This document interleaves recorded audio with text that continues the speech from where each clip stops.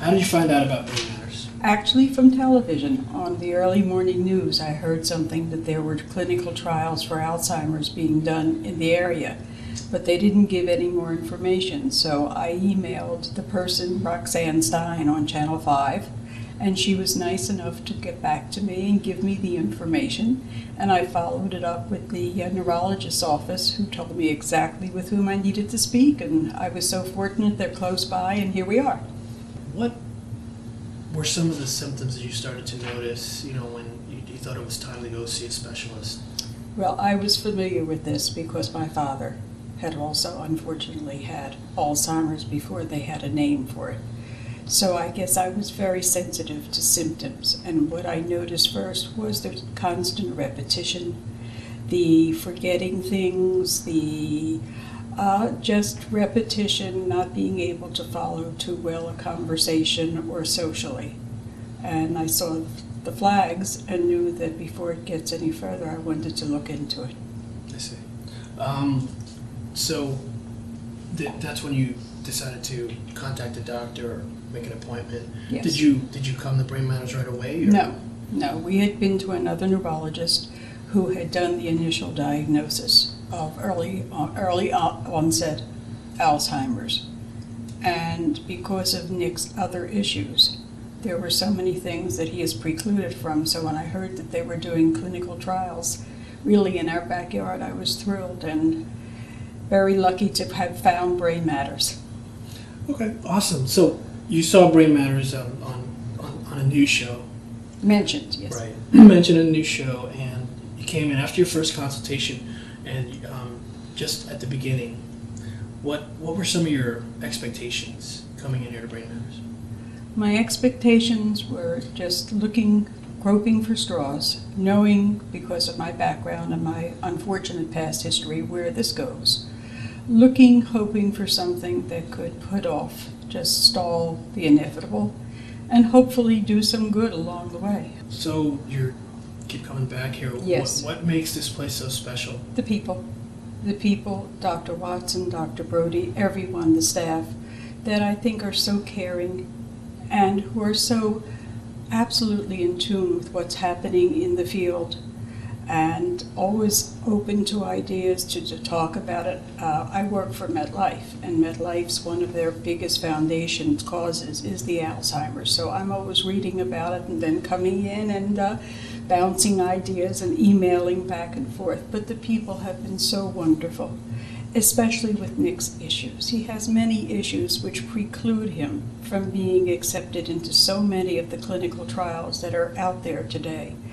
And I think thanks to Dr. Watson, especially his diligence and going and seeing and keep probing to try to find something that would perhaps help Nick somewhat. And I'm so pleased to say that with the testing that he has, he seems to really be holding off the wolf at the door.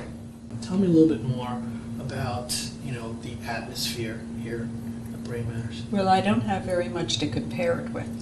But I know when we walk in, it's a feeling that everyone in some way is almost putting their arms around you. They understand. They understand what I'm going through as Nick's spouse. They understand in many ways what Nick is going through, which of course I can from a first-hand basis. And what I really appreciate is they put their arms and their attention around both of us. And I feel we're a team. We're fighting the same demon, if you will. Maybe we can hold the demon off. I don't know if, because of Nick's age and other circumstances, if anything will really be able to help him. I'm glad to see that what's helping him now is positive. But maybe somebody else can be saved some of the aggravation and some of the sadness. I've met a lot of some of the doctors here. They seem to have very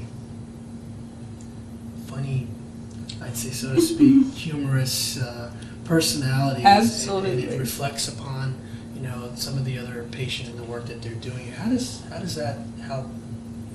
I think it makes you more comfortable. You feel you could talk. You could say things that maybe you wouldn't say in a more sterile atmosphere.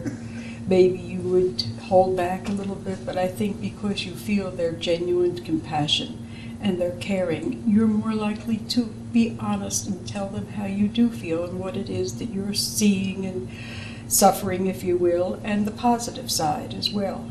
There are millions of Americans out there who are in the same shoes as you. They don't have the luxury of having brain matters in their backyard. What do you tell some of these people who are watching? What can you recommend to them? What do you want to tell them?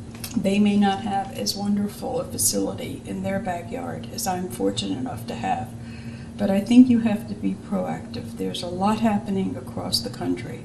You have to go on the internet, you have to look up clinical trials, you have to see what is available, you have to investigate, find something. You're not alone. The Alzheimer's Association is very helpful. Find something to help yourself. Just don't sit there and let it happen. Be proactive.